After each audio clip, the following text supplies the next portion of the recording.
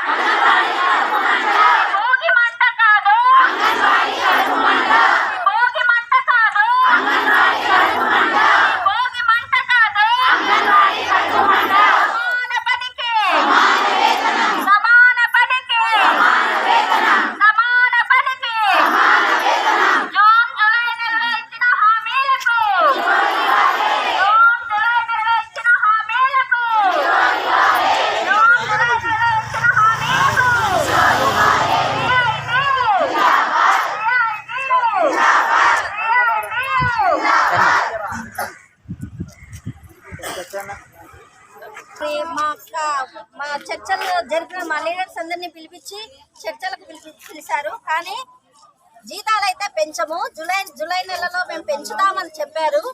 అది లిఖిత పూర్వకంగా ఈమని హామీ ఇచ్చారు. మరి లిఖిత పూర్వకంగా ఇవ్వకుండా జూలై అంటే జూలైలో ప్రభుత్వం ఉండదు. ప్రభుత్వం ఉంటుందో ఉండదో కూడా తెలీదు. ఓ శ్రీ రేపురా అన్న చందాన మాకు ఊరించి సమ్మెలకు పిలుస్తారే కానీ నిరుత్సాహపడతారు. మరి మీరు ఇచ్చిన హామీలకు మరి లిఖిత పూర్వకంగా ఇమ్మంటే ఇప్పుడు మేమైతే ఇవ్వలేము.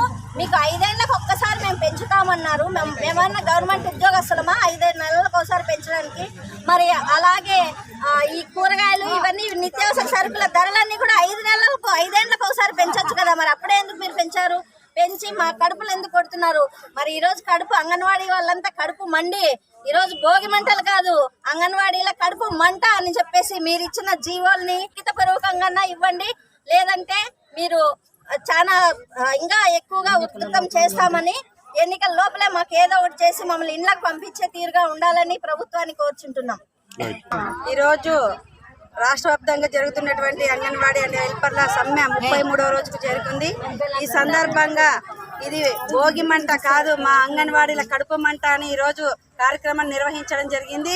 ఈరోజు మన రాష్ట్ర ప్రభుత్వము ప్రతిసారి చర్చలకు పిలుస్తుంది. మళ్ళీ చర్చల్లో ఏం చెప్తుందంటే నిరుత్సాహం చేసే పద్ధతిలో ఈరోజు మాట్లాడుతున్నారు. మంత్రులు అయితేనేమి బొత్స సత్యనారాయణ గారు కానీ సజ్జల రామకృష్ణ గారు కానీ పిలుస్తారు. ఏదో పండక్కి కదా అన్నం పప్పు పెడతామన్నట్లు ఆశగా వస్తే అక్కడి నుంచి మళ్ళీ వాళ్ళని పస్తులతో పంపించే విధంగా ఈరోజు ప్రభుత్వం వ్యవహరిస్తూ ఉంది.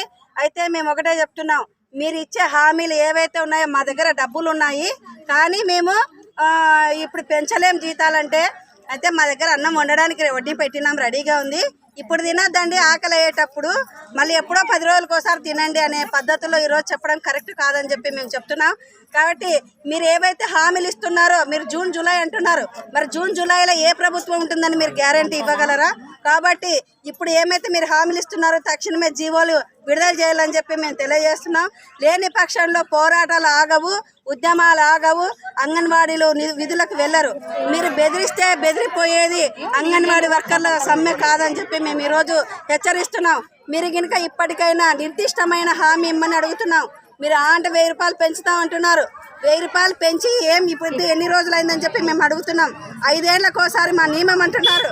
మరి 5 ఏళ్లకోసారి నియమం అన్నప్పుడు మీరు అప్పట్లో ఉన్న ధరలు ఇప్పుడు ఉన్నాయా? మరి 5 ఏళ్ల క్రితం ఉన్న ధరలు ఇప్పుడు ఉన్నాయా? నిత్యావసర సరుకులు పెంచారు, పెట్రోల్, డీజిల్, కరెంటు బిల్లులు ఇవన్నీ పెంచినారు. మరి 5 ఏళ్ల వరకు మళ్ళీ అవి పెరగకుండా ఉంటాయని మీరు హామీ ఇస్తారా? ఏ రకంగా ఇప్పుడున్న 10,000, 11,000తో వాళ్ళు సంసారం జరుపుకుంటారని చెప్పి మేము సీఎట్గా డిమాండ్ చేస్తున్నాం.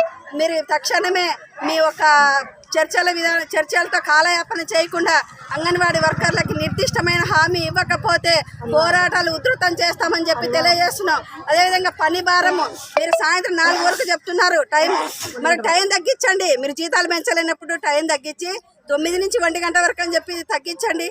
మరి వాళ్ళకు కూడా జీవో ఇవ్వండి. ఆ రకంగా వాళ్ళు కూడా ఇంకొక పని చేసుకొని సంపాదించుకుంటారు. మరి మీరేమో పొద్దు నుంచి సాయంత్రం వరకు కూర్చోమంటారు, పిల్లల్ని చూసుకోవాలంటారు, విధులు నిర్వహించాలంటారు. జీతం అడిగితేనేమో 5 ఏళ్లకోసారి మేము నియమం పెట్టుకున్నామంటారు.